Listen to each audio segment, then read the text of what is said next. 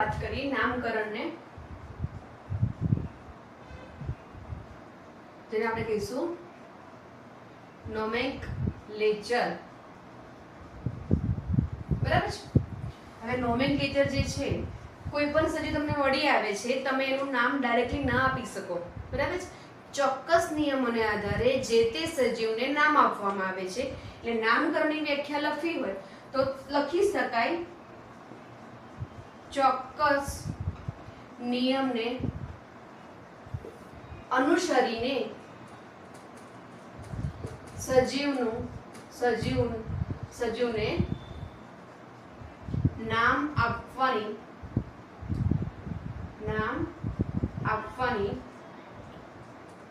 પદ્ધતિને નામકરણ કહે છે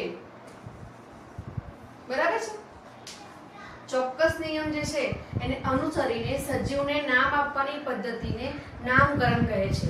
હવે નિયમોની વાત કરવામાં આવે ચોક્કસ નિયમની વાત કરી છે આપણે બરાબર છે। તો નિયમો કેવા હોઈ શકે તો કે જે એવા નિયમો હોય કે જે સમગ્ર પૃથ્વી પર દરેક જગ્યાએ એક જ પ્રકારે ચાલતા હોય એમાં કોઈ અલગ અલગ જગ્યાના અલગ અલગ નિયમો ના હોઈ શકે એને આધારે નામકરણ કરવાનું છે। સમગ્ર વિશ્વની વાત કરવામાં આવે તો બે સંસ્થાઓ જે છે કે જેને આધારે જે તે સજીવના નિયમોને આપવામાં આવે છે એના ધારાધોરણ મુજબ જે તે સજીવનું નામ આપવામાં આવે છે। બે સંસ્થાઓ પૈકી એક જે છે ICBN ઓકે નામ છે ઇન્ટરનેશનલ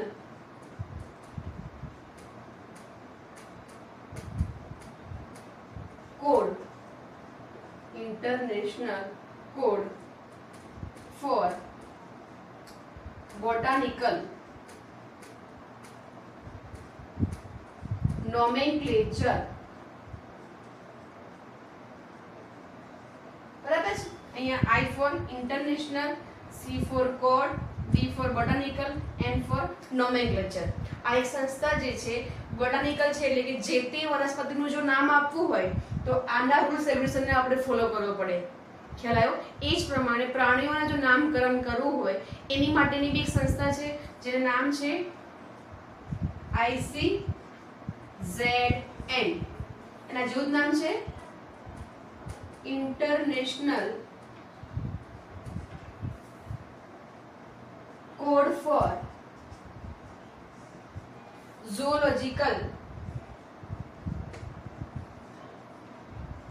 નોમેનક્લેચર।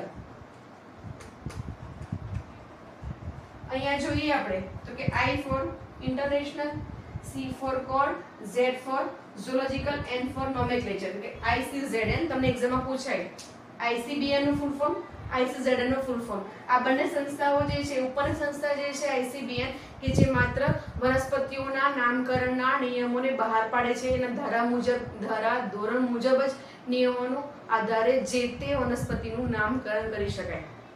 એ જ પ્રમાણે પ્રાણીઓ માટે વાત કરવામાં આવે તો કે ICZN સંસ્થા જે છે એના નિયમોને આધારે જે તે પ્રાણીનું નામકરણ આપી શકાય। આપણે વાત કરી ચોક્કસ નિયમને અનુસરીને બરાબર ચોક્કસ નિયમને અનુસરીને સજીવને નામ આપવાની પદ્ધતિને નામકરણ તરીકે ઓળખવામાં આવે છે। હવે કોઈ પણ સજીવ આપણને મળી આવે છે એનું નામકરણ કરવું હોય તો પહેલા એક સ્ટેપ આગળની વાત કરીએ તો કે એ જે સજીવ મળી આવ્યો છે એની પહેલા તો ઓળખ વિધિ કરવામાં આવે છે। નામકરણ કરતા પહેલા જે તે સજીવની ઓળખ વિધિ લઈએ છીએ આપણે જેને કહેવાશે આઈડેન્ટિફિકેશન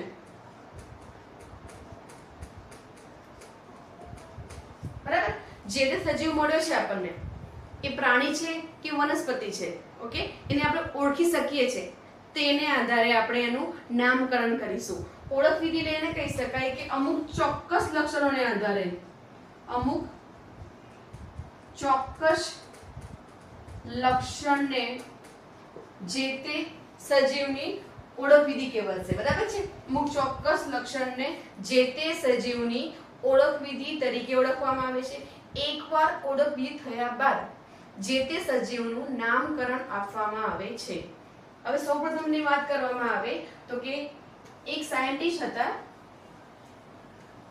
લિનિયસ, બરાબર, કાલ લિનિયસ.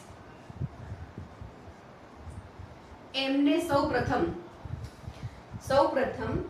દ્વિનામી નામકરણ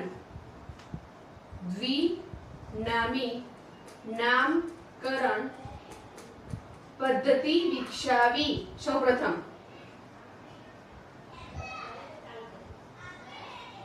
દ્વિનામીની વાત કરવામાં આવે તો અહીંયા દ્વિનામી એટલે બે નામ આવશે.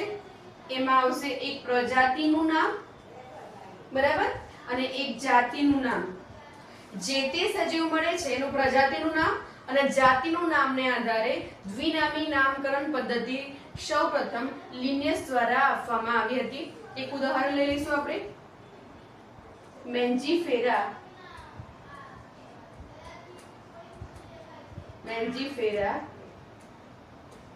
ઇન્ડિકા, બરાબર, જેને કહીશું આપણે આંબો.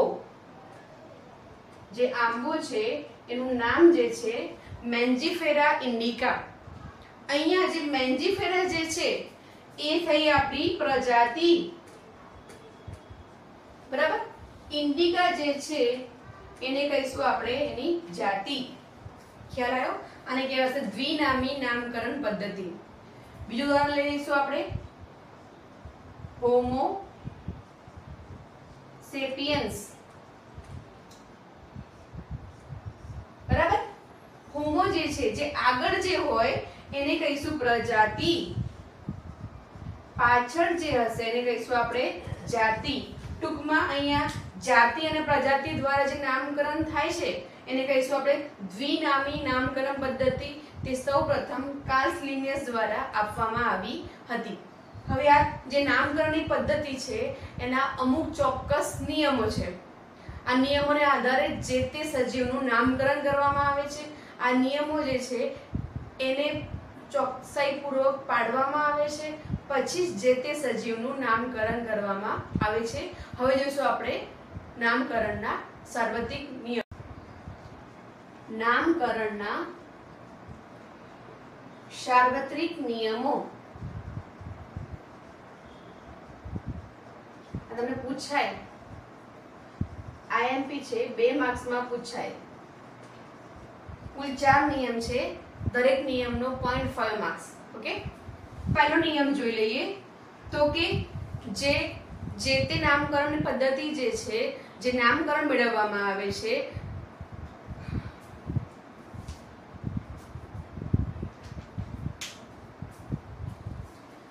પહેલો નિયમ જોઈ લઈએ કે વૈજ્ઞાનિક નામ જ્યારે આપીએ છીએ, વૈજ્ઞાનિક નામકરણ જે છે એ ખરેખર ઇટાલિક ભાષામાંથી લેવામાં આવ્યું છે. વૈજ્ઞાનિક નામ ઇટાલિક ભાષામાંથી મળે છે. તેથી કોઈ પણ સજીવનું આપણે વૈજ્ઞાનિક નામ લખતા હોઈએ તે દરમિયાન ઇટાલિક અક્ષરોમાં લખાય છે, બરાબર. વૈજ્ઞાનિક નામ જે છે એ ઇટાલિક ભાષામાંથી મળે છે, તેથી જે તે સજીવનું નામ લખતા પહેલા એને ઇટાલિક અક્ષરોમાં લખવું જરૂરી છે. સેકન્ડ વાત કરીએ કે જો આપણે હાથથી નામને લખતા હોઈએ, જો નામકરણ હસ્તલિખિત હોય તો તેની નીચે અંડરલાઈન કરવાની. તો નામકરણમાં શબ્દ નીચે અંડરલાઈન કરવામાં આવે છે. અને જો કમ્પ્યુટર ટાઈપ કરતા હોઈએ આપણે તો તેના અક્ષર જે છે, ફોન્ટ જે છે એને ઇટાલિક. જો ટાઈપ કરતા હોઈએ તો તેના અક્ષરોને ઇટાલિક ફોર્મમાં ફોન્ટ લખવામાં આવે છે.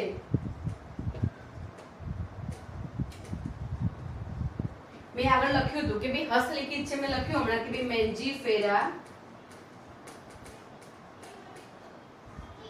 ઇન્ડિકા, બરાબર છે. મેં નીચે અંડરલાઈન કરી છે. જો આપણે હાથથી લખતા હોય નીચે અંડરલાઈન કરવી અનિવાર્ય છે. અને કમ્પ્યુટરમાં ટાઈપ કરતા હોઈએ તો અક્ષરો થોડા સ્લેન્ટિંગ તમારામાં જે બોલ્ડ ઇટાલિક અને અંડરલાઇન જે ફોર્મેટ આવે છે એમાંથી ઇટાલિક ફોર્મમાં લખવામાં આવે છે. નિયમ 1 કે વૈજ્ઞાનિક નામ લેટિન ઇટાલિક ભાષામાંથી મેળવેલ હોવાથી ઇટાલિક ભાષામાંથી લેવામાં આવ્યું છે, તેથી અક્ષરો ઇટાલિક અક્ષરોમાં લખવામાં આવે છે. સેકન્ડ વાત કરીએ, જો હસ્તલિખિત અક્ષરો હોય તો નામકરણ નીચે અંડરલાઇન દોરવામાં આવે છે, અથવા તો જો ટાઈપ કરતા હોઈએ તો અક્ષરોને ઇટાલિક ફોર્મમાં લખવામાં આવે છે. ત્રીજો નિયમ જોઈ લઈએ આપણે અહીંયા.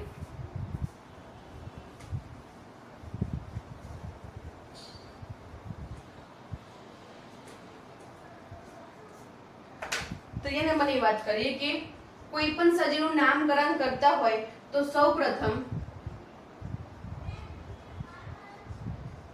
સૌપ્રથમ પ્રજાતિનું નામ અને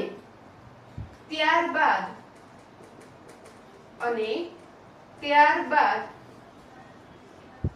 જાતિનું નામ લખવામાં આવે છે.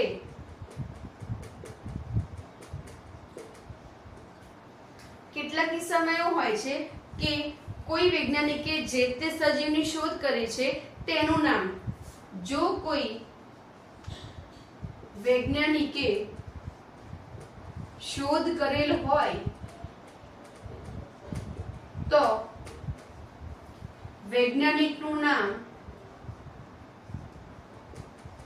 જાતિના નામની પાછળ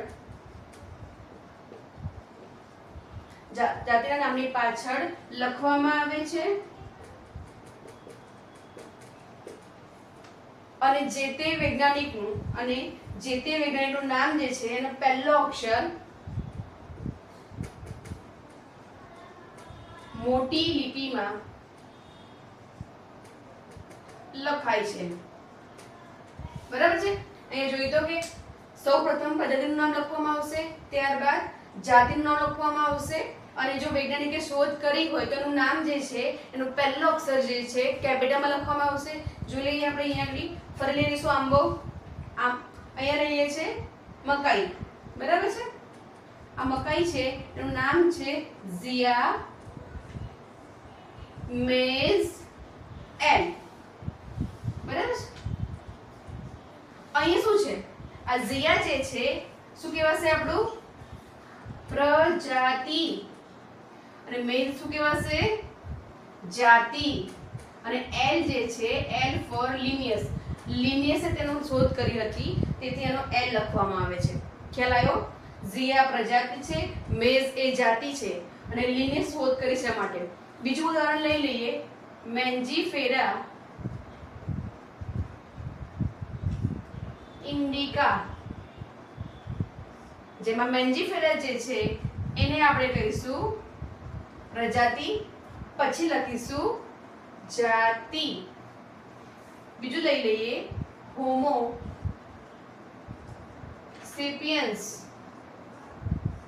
જેમાં હોમો જે છે પ્રજાતિ છે, સેપિયન્સ જે છે જાતિ છે. ટૂંકમાં આવા ઘણા બધા સાયન્ટિફિક નેમ આવશે, તમારે યાદ રાખવા પડશે. બરાબર છે. શું કહેવાય છે કે સૌપ્રથમ પ્રજાતિનું નામ લખવામાં આવે છે, ત્યારબાદ જાતિનું નામ લખવામાં આવે છે. જો કોઈ વૈજ્ઞાનિકે તેની શોધ કરેલ હોય તો તેનું નામ ટૂંકમાં એટલે કે પહેલો અક્ષર મોટી લિપિમાં એટલે કે કેપિટલ લેટરમાં લખવામાં આવે છે. બરાબર છે. અને બે ત્રણ તમારે અહીંયા ઉદાહરણ લખી દેવાના. ચોથો નિયમ જે છે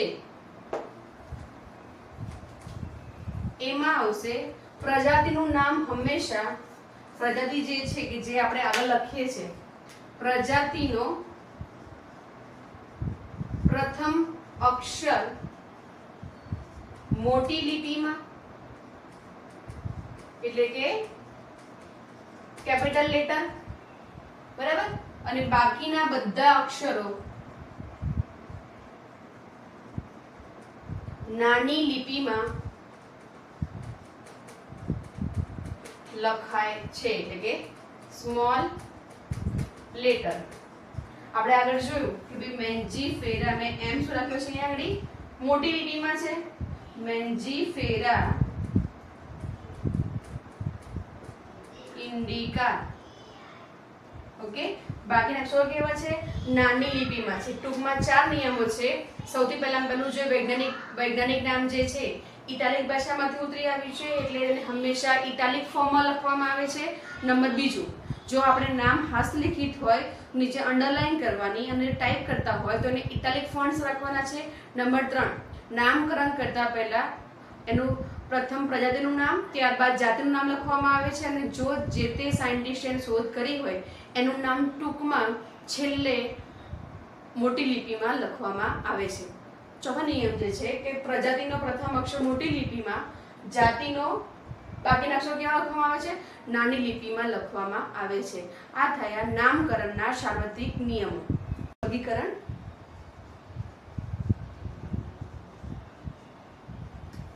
વર્ગીકરણ કોને કહેવાય? તો કે સજીવોને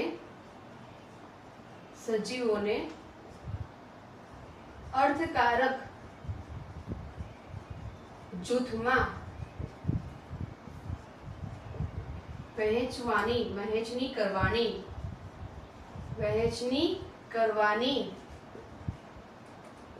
પદ્ધતિને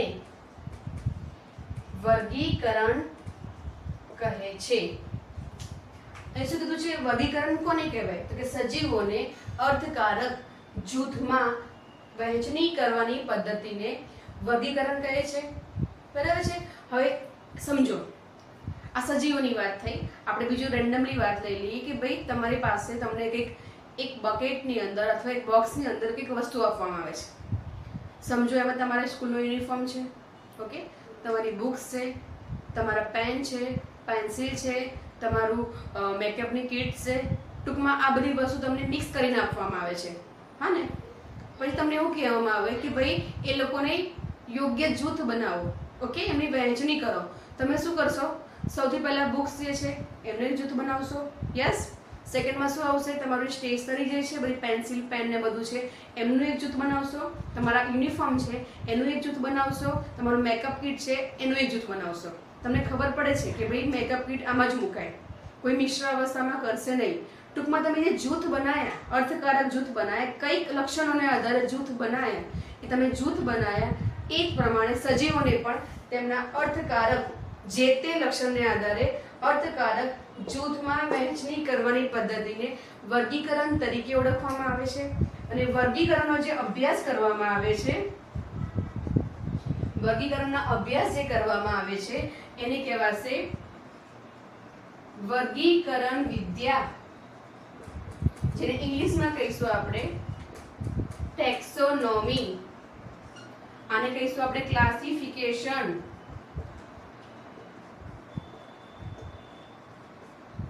બરાબર છે? વર્ગીકરણનો અભ્યાસ જે કરીએ છીએ એને કહેવાશે વર્ગીકરણ વિદ્યા, જે ટેક્સોનોમી તરીકે ઓળખવામાં આવે છે. એનું જે શબ્દ જે છે તે પણ લેટિન ભાષામાંથી ઉતરી આવ્યો છે. એનો મીનિંગ થાય છે ટેક્સાસ અને આવશે નોમસ. ટેક્સા મીન્સ કંઈક ગોઠવણી કરવી. નોમસ મીન્સ નિયમોને આધીન, નિયમ અનુસાર, એટલે કે નિયમ અનુસાર જે તે વસ્તુની ગોઠવણી કરવામાં આવે એને કહીશું આપણે ટેક્સોનોમી તરીકે ઓળખવામાં આવે છે. આ ટેક્સોનોમીનો જે સૌપ્રથમ ઉપયોગ કરવામાં જે આવ્યો હતો એ વૈજ્ઞાનિકનું નામ છે એપી કોન્ડલ, કે જેમણે સૌપ્રથમ ટેક્સોનોમી શબ્દનો પ્રયોજન કર્યો હતો. ઇટ મીન્સ કે નિયમો અનુસાર જે તે વસ્તુની અર્થકારક ગોઠવણી, એને કહેવાશે ટેક્સોનોમી. વર્ગીકરણના અભ્યાસને વર્ગીકરણ વિદ્યા કહીશું. ઇટ મીન્સ કે ટેક્સોનોમી તરીકે ઓળખવામાં આવે છે. હવે જોઈશું આગળ કે ભાઈ ટેક્સોન એટલે શું, એના વિશે વાત કરીએ. બીજું જોઈ લઈએ આગળ કે ભાઈ અહીંયા જૂથ જે છે, અહીંયા સાદી ભાષામાં આપણે જૂથની વાત કરી, ઓકે. સાયન્ટિફિકલી વાત કરવામાં આવે તો જૂથને કહીશું આપણે વર્ગક. એક વર્ગક. જેમ કે વાત કરીએ કે ભાઈ જૂથ છે, એક વર્ગકની વાત કરીએ, કૂતરાઓનું જૂથ. કૂતરાઓ જે છે એમાં પણ અલગ અલગ પ્રકારના આવે છે, તમને બધાને ખબર છે. લેબ્રાડોર છે, પછી તમારું પેલું શું કહેવાય છે, જે અલગ અલગ પ્રકારના કૂતરાઓ જે આવે છે એમનું એક જૂથ છે. બિલાડી જે છે એમનું આખું એક જૂથ છે. બરાબર છે? આ જૂથ કહેવાય. સાયન્ટિફિકલી એને આપણે કહીશું વર્ગક, ઓકે. હવે વર્ગક વાપરીશું. એક વસ્તુ માટે વર્ગક વાપરીશું, ઘણા બધાને આપણે કહીશું વર્ગીકી, વર્ગકો અને કહીશું આપણે વર્ગકો. ખ્યાલ આવ્યો? ફરી લખું છું અહીંયા આગળ કે જે જૂથની વાત કરી આપણે અહીંયા વર્ગીકરણની અંદર જૂથની વાત કરી, આ જૂથને આપણે વૈજ્ઞાનિક ભાષામાં હવે વર્ગક તરીકે અભ્યાસ કરીશું. વર્ગક અથવા તો એને કહીશું વર્ગકી. આમાંથી કોઈ પણ શબ્દ આવે તમારે યાદ રાખવાનું કે કોઈ પણ એક જૂથની વાત કરી છે. ક્લિયર? ઘણા બધા વર્ગકોની વાત કરી હશે તો આપણે એને કહીશું વર્ગકો. બરાબર? અહીંયા છે કે ભાઈ જાતિ ભેગી મળીને પ્રજાતિ બનાવે, પ્રજાતિ ભેગી મળીને કુળ બનાવે, કુળ ભેગા મળીને વર્ગ બનાવે, વર્ગ ભેગા મળીને સમુદાય અથવા તો વિભાગ બનાવે, વિભાગો ભેગા મળીને સૃષ્ટિની રચના કરે. હવે અહીંયા જોઈએ છે કે જાતિ જે છે એક વર્ગક કહેવાય, એ જ પ્રમાણે પ્રજાતિ પણ શું કહેવાશે? વર્ગક કહેવાશે. કુળ પણ શું કહેવાશે? એક વર્ગક કહેવાશે. બધાનો ભેગો અભ્યાસ જે કરીએ છીએ બધાને ભેગા તરીકે આપણે વર્ગકો તરીકે ઓળખીશું. ઇન્ડિવિડ્યુઅલને આપણે વર્ગક અથવા તો વર્ગીકી તરીકે ઓળખીશું. અહીંયા જોઈએ જાતિ જે છે બરાબર છે એ ભેગી મળીને પ્રજાતિ બનાવશે, પ્રજાતિ ભેગા મળીને કુળ બનાવશે, કુળ ભેગા મળીને વર્ગ બનાવશે, સમુદાય વિભાગ. એકચ્યુઅલી સમુદાય જે છે એ પ્રાણી માટે વાપરવામાં આવે શબ્દ, વિભાગ જે છે એ વનસ્પતિ માટે વાપરવામાં આવશે. સૃષ્ટિ બે પ્રકારની છે, પ્રાણી સૃષ્ટિ અને વનસ્પતિ સૃષ્ટિ. તમે આ બધો વિગતવાર અભ્યાસ એના વિશે તમારે વિગતવાર અભ્યાસ આવશે. સમજો ખાલી કે આ બધા આપણા વર્ગક છે અને બધાની વાત કરું તો વર્ગકો કહેવાશે. ખ્યાલ આવી ગયો? વર્ગક જાતિ કહેવાશે, પ્રજાતિ પણ વર્ગક કહેવાશે, કુળ પણ વર્ગક કહેવાશે. વર્ગ એક પ્રકારના જૂથ છે જેને આપણે શું કહીશું? વર્ગક અથવા તો વર્ગીકી. આ કે જે જાતિ છે જાતિમાંથી પ્રજાતિ બનશે, કુળ બનશે, ગોત્ર, વર્ગ, સમુદાય છે આખું જે છે આ જે પ્રકારનું જે સંગઠન છે, જે ગોઠવણી જે છે એને કહીશું આપણે વર્ગીકૃત શ્રેણી. બરાબર છે? આ ગોઠવણીને કહેવાશે વર્ગીકૃત શ્રેણી. બીજું ઇંગ્લિશમાં કહીશું ટેક્સોનોમિકલ હાયરાર્કી. હવે આમાં શું છે ખરેખર તો કે જાતિ જે છે અમુક જાતિના સભ્યો ભેગા મળીને પ્રજાતિ બનાવશે, પ્રજાતિ જે છે એ શું આવશે? સભ્યો ભેગા મળીને કુળની રચના કરશે, સમાન કુળના સભ્યો ભેગા મળીને ગોત્રની રચના કરશે, ગોત્રના સભ્યો ભેગા મળીને વર્ગની. ટૂંકમાં આ પ્રમાણે હશે. હવે વાત કરીએ જાતિથી જઈએ આપણે સૃષ્ટિ તરફ, એટલે આ તરફ જો ગતિ કરીએ તો આપણને સજીવોની વિવિધતા જોવા મળશે. સજીવની વિવિધતા વધે છે પરંતુ સમાન લક્ષણો ઘટે છે. યાદ રાખજો કે જાતિથી સૃષ્ટિ તરફ જતા સજીવની વિવિધતા વધે છે. એટલે જેમ જેમ આપણે ઉપર જઈશું એમ વિવિધ પ્રકારના સજીવો જોવા મળશે પરંતુ તેમના સમાન લક્ષણો જે છે એ ઘટતા જાય છે. ઉલટું વિચારીએ કે સૃષ્ટિથી જાતિ તરફ આવીએ તો વિવિધતા ઘટે છે, લક્ષણોની સમાનતા વધે છે. ઉદાહરણ લઈ લઈએ કે ભાઈ અહીંયા જોઈએ સમુદાય જે છે કોઈ, ચલો એક લઈ લઈએ કે સમુદાય જે છે અહીંયા સસ્તન સમુદાયની વાત કરવામાં આવે તો સસ્તન સમુદાય જે છે હવે આમ ક્રમશઃ એમ જઈશું તો થોડા ઘણા લક્ષણો વધારે મળતા આવશે. ટૂંકમાં એક જાતિના સભ્યો જે છે એમના જે લક્ષણો હશે એ પ્રજાતિને વધારે મળતા આવશે. ખ્યાલ આવ્યો? પરંતુ આમ જઈએ તો લક્ષણો ઘટે છે, વિવિધતા વધે છે. સૃષ્ટિથી જાતિ તરફ આવીએ તો લક્ષણો વધે છે, વિવિધતા ઘટે છે. આખા તમામ ગોઠવણી જે સંગઠન જે છે એને કહીશું વર્ગીકૃત શ્રેણી તરીકે ઓળખીશું, જેને કહીશું આપણે ટેક્સોનોમિકલ હાયરાર્કી. બરાબર છે? બીજી એક વાત કરીએ, કોઈ પણ સજીવ જે છે આપણને કોઈ સજીવ મળી આવે છે તો એની માટે એક ચોક્કસ પગથિયા છે. સજીવને ક્યાં મૂકવો, કયા પ્રકારેનું નામકરણ કરવું, અને એક ચોક્કસ પગથિયાને આધારે છેલ્લે અંતે જે તે સજીવનું નામકરણ કરવામાં આવે છે. પહેલું પગથિયું જે છે ઓળખ વિધિ. ઓળખ વિધિ એટલે જે તે સજીવ મળી આવે છે એના લક્ષણોને આધારે એની ઓળખ વિધિ કરવામાં આવે છે, જેને આપણે કહીશું આઈડેન્ટિફિકેશન. આ જે પ્રોસેસ જે છે લક્ષણોને આધારે જોવા મળે છે. ત્યારબાદ લઈશું આપણે ઓળખ વિધિ થયા બાદ જે તે સજીવનું આપણે વર્ગીકરણ કરીશું કે ભાઈ એ ક્યાં ફિટ થાય એવું છે, કયા જૂથમાં ગોઠવાય એવું છે. બરાબર છે? એને કહીશું આપણે ક્લાસિફિકેશન.